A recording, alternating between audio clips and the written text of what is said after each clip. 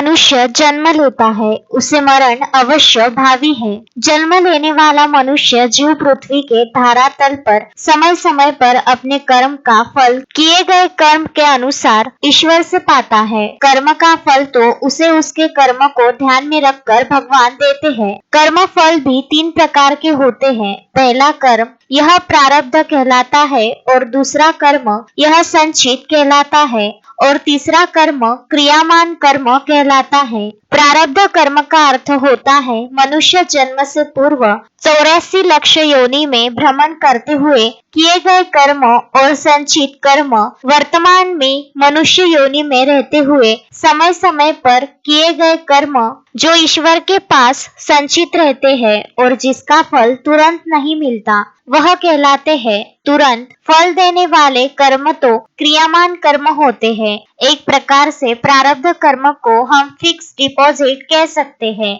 इसका फल भगवान फिक्स कर चुके होते हैं। संचित कर्म के फल को सेविंग अकाउंट की भांति बैंक के खुलने और एटीएम से जिस प्रकार समय समय पर प्राप्त किया जाता है वैसे फल पाया जाता है। लेकिन क्रियामान कर्म का कर्म फल यह घर की तिजोरी में या जेब में संचित धन की भांति हम कभी भी पा सकते हैं। कभी कभी हमें लगता है कि हम अच्छे कर्म कर रहे और दूसरा बुरे कर्म कर रहा फिर भी उसे अच्छा फल मिल रहा है तो वह उसके प्रारब्ध का होता है। इसलिए विचलित न होते हुए हमें अपने जीवन के सभी कार्य करने चाहिए। चौथे दिन के शिव पुराण कथा में मुख्य रूप से शिव पार्वती जी के विवाह के प्रसंग को केशरवाणी परिवार द्वारा सजीव चित्रण प्रस्तुत किया गया। बढ़ती हुई महिला भक्तों की भीड़ को देखते हुए केशरवाणी परिवार और कथावाचक व्यास महाराज के